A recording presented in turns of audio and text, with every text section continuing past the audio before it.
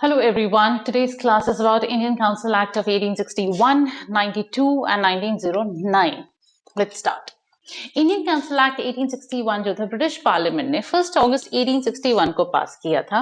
इसमें Indian people की जो रिप्रेजेंटेशन थी इससे पहले कुछ नहीं थी और कहीं ना कहीं इस काउंसिल एक्ट के थ्रू वो लॉ बनाने का प्रोसेस का एक पार्ट बनते। और लॉ जो था सेंट्रलाइज था ऑब्वियसली कि बीच में बनता है जैसे पार्लियामेंट में बनता है फिर सबको बताया जाता है ये लॉ है, उसमें कहीं ना कहीं इंडियंस उसमें हेल्प करेंगे और उसका पार्ट बनेंगे ना। वाइसरॉय ऑफिस जो था वो बहुत ज्यादा ओवरबर्डन था, मतलब उसमें बहुत काम था, टाइम ही नहीं मिल रहा था, तो उन्होंने एक सेंट्रल काउंसिल बनाया जिसके दो पार्ट्स थे, एग्जीक्यूटिव और लेजिस्लेटिव। जो लेजिस्लेटिव है वो लेजिस्लेट करते हैं मतलब लॉ बनाते हैं, और जो एग्जीक्यूटिव है वो एग्जीक्यूट करते हैं उसी लॉ को, मतलब लागू करते हैं। दोनों को पावर दी गई थी कि लेजिस्लेट बनाओ हर सब्जेक्ट्स पर जो कि ब्रिटिश इंडिया से कंसर्न है। बट जो इन्होंने लॉ बनाया है जब तक वाइस रॉय की परमिशन नहीं होगी आप उसे एग्जीक्यूट नहीं कर सकते, उसे लागू नहीं कर सकते हैं। Vice Roy office fifth finance member को ऐड किया गया था। वाइस रॉय नॉमिनेट करता था कुछ ऑफिशियल इंडियन मेंबर्स को अपने काउंसिल में, और कुछ नॉन ऑफिशियल मेंबर्स को भी नॉमिनेट किया गया था। अब सपोजिटली 10 टोटल मेंबर्स हैं तो उसमें से 5 मेंबर्स नॉन ऑफिशियल होंगे और 5 ऑफिशियल होंगे। ये जो 5 नॉन ऑफिशियल है उनका जो टाइम था सर्व करने का या काम करने का 2 साल का था। 1862 में वाइस रॉय लॉर्ड कैनिंग ने 3 इंडियंस को लेजिस्लेटिव काउंसिल में नॉमिनेट किया था कि हाँ चलो मेरे जानकार है, इन्हें मौका दे दो, मेंबर बना दो। Raja of Banaras, Maharaja of Patiala and sir Dinkar Rao. अब ये तीनों तो वो हैं, अमीर लोग हैं, इंपॉर्टेंट लोग हैं, तो इन्हें नॉमिनेट किया था जिससे कि इन्हें अच्छा लगे। सेंट्रल एग्जीक्यूटिव के जो मेंबर्स मैंने टोटल बढ़ाकर 6 से 12 मेंबर कर दिए गए थे। पावर ऑफ वॉइस रॉय, अगर वाइस रॉय नहीं है तो वो एक नॉमिनेट कर सकता है प्रेसिडेंट ऑफ एग्जीक्यूटिव काउंसिल की भाई मैं तो जा रहा हूं बाहर छुट्टी पर लेकिन मैंने काउंसिल का एक प्रेसिडेंट बना दिया, ठीक है। अब वाइस रॉय क्या कर सकता है? वाइस रॉय रूल बना सकता है, ऑर्डर दे सकता है दूसरों को कि भैया ऐसे ऐसे काम होना है, मेरी मर्जी से करो। वो कभी कभी न्यू प्रोविंसेस बना सकता है। क्यों बना सकता है? क्योंकि कभी कभी एरिया बहुत ज्यादा बड़ा हो तो उसे हैंडल नहीं हो रहा, तो मैंने एक एरिया को 2 पार्ट्स में बांट दिया, ठीक है। लॉ आराम से लगा सकते हैं उस पर। अपॉइंट करता है लेफ्टिनेंट गवर्नर उन्हीं प्रोविंसेस के लिए। ड्यूरिंग इमरजेंसी वो इश्यू कर सकता है कोई भी ऑर्डिनेंस लेजिस्लेटिव काउंसिल की बिना मर्जी के या उनको बिना बताए, लेकिन वो ऑर्डिनेंस जो वो ऑर्डर जो है वो 6 महीने तक के लिए लागू होगा। 6 महीने के अंदर अंदर लेजिस्लेटिव काउंसिल को इस पर डिस्कशन करना होगा, नहीं तो वो खत्म हो जाएगा।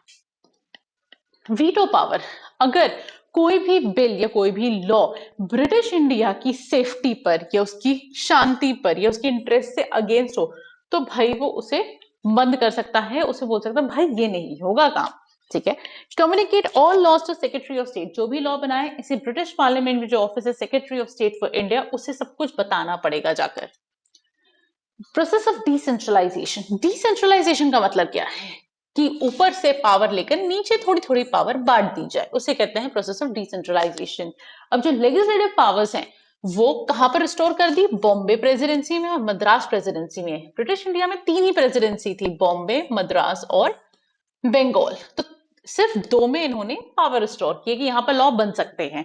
इन्होंने एडवोकेट जनरल को नॉमिनेट किया इनके लिए। 4 से 8 एडिशनल मेंबर्स एग्जीक्यूटिव काउंसिल के लिए अपॉइंट किए गए लॉ बनाने के लिए, और उनका भी टेन्योर सिर्फ 2 साल का था। कंसेंट दी गई गवर्नर और वाइसरॉय को, सॉरी कंसेंट उनकी मर्जी से किया गया, गवर्नर और वाइसरॉय की मर्जी से। नई लेजिस्लेटिव काउंसिल फॉर्म की गई थी बंगाल में 62 में, नॉर्थ वेस्ट प्रोविंस में 86 में, पंजाब में 97 में। पोर्टफोलियो सिस्टम इंट्रोड्यूस कराया गया। पोर्टफोलियो से हम क्या समझते हैं? पोर्टफोलियो मतलब किसी को भी कोई औहदा दिया जाता है, आप इस पे काम करें, तो उस पे काम के रूल्स दिए जाते हैं कि ये एरिया आपके काम करने का इस रिगार्डिंग काम करता है। जैसे इंडिया में फाइनेंस मिनिस्टर फाइनेंस देखता है, होम मिनिस्टर होम देखता है, टेक्नोलॉजी मिनिस्टर टेक्नोलॉजी देखता है, उसी तरीके से vice try to give special task to each member of executive council, की हर एग्जीक्यूटिव काउंसिल को एक काम दिया गया। भाई तुम्हारा काम है पैसे देखना, तुम्हारा काम है रेलवे देखना, तुम्हारा काम है रिक्रूटमेंट देखना, तो तुम्हारी ये पोर्टफोलियो है। और हर मेंबर की जो काम दिया गया उसके साथ साथ उनकी प्रॉपर पोर्टफोलियो दी गई थी। That was first Indian council act. Second is 1892 का काउंसिल एक्ट। ये क्या कहता है? 1885 में इंडियन नेशनल कांग्रेस बनी थी, ठीक है। इन्होंने क्या किया? पूरे इंडिया में नेशनल मूवमेंट्स ऑर्गेनाइज कराई। इनकी कुछ डिमांड्स थी। पहली डिमांड थी ICS exam, Indian civil services exam, England में तो होता ही है, इंडिया में भी करा दो भाई, हम वहां तक नहीं जा पा रहे हैं, बहुत दूर है वो तो। दूसरा, लेजिस्लेटिव काउंसिल को रिफॉर्म करो, कि रिफॉर्म क्या करो भाई, तुमने नॉन ऑफिशियल मेंबर रखे हुए हैं, ऑफिशियल भी रखवा दो। Adopt principle of election in place of nomination, आप तो जो भी नॉन ऑफिशियल मेंबर वो भी नॉमिनेट कर रहे हो भाई, इलेक्ट करा लो ना, इलेक्ट कराओगे तो फेयर वो रहता है। रिड्यूस मिलिट्री एक्सपेंडिचर, इतना पैसा डाल रहे पुलिस में फौज में, उसे थोड़ा और कम कर दो। इंक्रीज क्या किया गया इसके बाद, नॉन ऑफिशियल मेंबर्स जो सेंट्रल प्रोविंशियल लेजिस्लेटिव काउंसिल में थे उन्हें बट ऑफिशियल मेजोरिटी मेंटेन रखी, कि भाई ऑफिशियल मेजोरिटी हम कम नहीं करेंगे, हम ब्रिटिशर्स की मेजोरिटी वही रहेगी। फंक्शंस ऑफ लेजिस्लेटिव काउंसिल क्या बढ़ाए, डिस्कस करेंगे बजट और एड्रेस करेंगे क्वेश्चन जो भी एग्जीक्यूटिव बोल रहा है या पूछ रहा है, ठीक है, ये दो चीजें इंक्रीज की गई थी। Nomination of non official members, nominate कैसे करेंगे, अब जो ऑफिशियल नॉन ऑफिशियल मेंबर्स है दो पार्ट्स में नॉमिनेट होते हैं, एक तो लेजिस्लेटिव काउंसिल जो सेंटर में है और दूसरी जो प्रोविंस में है। सेंटर के लिए क्या था, वाइसरॉय अपॉइंट करेगा, कैसे करेगा, उसे रिकमेंड करेगा, कौन करेगा, provincial legislative council Bengal chamber of commerce, ये रिकमेंड करेंगे तभी वाइसरॉय उन्हें अपॉइंट करेगा, क्योंकि वाइसरॉय सबको जानता नहीं, इतनी पॉपुलेशन में सबको कैसे जान सकता है।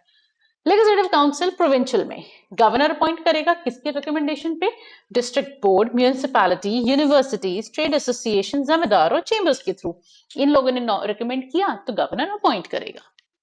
क्या जरूरत क्या थी इतने बड़े इंडियन काउंसिल एक्ट को लाने की, चल तो रहा था सब सही, थोड़ी बहुत हम लड़ाई भी कर रहे थे, तो इसे लाने की क्या जरूरत थी, ये इसलिए क्योंकि ब्रिटिश क्राउन को ऐसा लगा कि अगर हम इंडियंस के साथ कोऑपरेट नहीं करेंगे तो बुरी बात है, इतने सालों से वैसे हम कोऑपरेट नहीं कर रहे, पर अब चलो कर लेते हैं, हमारी जो वर्किंग है कंट्री में वो और आसान हो जाएगी, और हमें इंडियंस को सिखाना भी तो है कि कंट्री चलानी कैसे है, उन्हें ऐसा लगता था।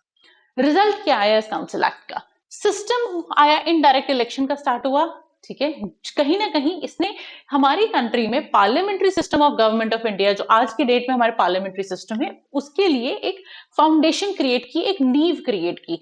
पहली बार इलेक्शन प्रिंसिपल्स एक्सेप्ट किए गए इंडिया में और इस एक्ट को एक्सेप्ट किया गया, बट कोई भी वोटिंग राइट इंडियंस को नहीं दिए गए थे बजट के रिगार्डिंग, कि पैसा हम कहां कैसे खर्च कर रहे हैं इसका कोई राइट नहीं है आपको। 1892 में काउंसिल में 24 मेंबर थे और 24 में से सिर्फ 5 इंडियंस थे। सेंट्रल लेजिस्लेटिव काउंसिल में 10 से 16 मेंबर्स रखे गए थे। नाउ ये तो हो गया वो काउंसिल एक्ट, अब ये लास्ट काउंसिल एक्ट है 1909 का, जिससे रॉयल फरमान या रॉयल मर्जी मिली थी 25 मई 1909 को ना। इसे मॉर्ले मिंटो रिफॉर्म भी कहते हैं। मॉर्ले मिंटो रिफॉर्म यही नाम क्यों मिला, क्योंकि इस time secretary state for India थे लॉर्ड मॉर्ले, और फोर्थ अर्ल ऑफ मिंटो या फिर लॉर्ड मिंटो जिसे हम कहते हैं वो थे वाइस रॉय ऑफ इंडिया। तो इन दोनों के टेन्योर के टाइम ये लॉ आया था, इसलिए हम इसे मॉर्ले मिंटो रिफॉर्म कहते हैं। इन्होंने लेजिस्लेटिव काउंसिल की साइज बढ़ाकर 60 से 60 कर दी। ऑफिशियल मेजोरिटी जो थी वो सेंट्रल लेजिस्लेटिव काउंसिल को रखी, कि भाई ऑफिशियल मेजोरिटी हम ब्रिटिशर्स की कहाँ होनी चाहिए, सेंटर में होनी चाहिए, वही तो सारी पावर है। Non official majority obviously provincial legislative council की, नीचे वाले को नॉन ऑफिशियल दे दो, उसमें इंडियंस बढ़ा दो क्वांटिटी में, लेकिन ऑफिशियल मेजोरिटी में सिर्फ ब्रिटिशर्स रखना की पावर हमारे हाथ में रहे। अब लेजिस्लेटिव काउंसिल में 4 ग्रुप में अलग अलग लोग नॉमिनेट हो रहे थे, कैसे हो रहे थे, पहला ग्रुप क्या था, एक्स ऑफिशियो मेंबर्स का, वो कौन थे, गवर्नर जनरल और मेंबर ऑफ एग्जीक्यूटिव काउंसिल।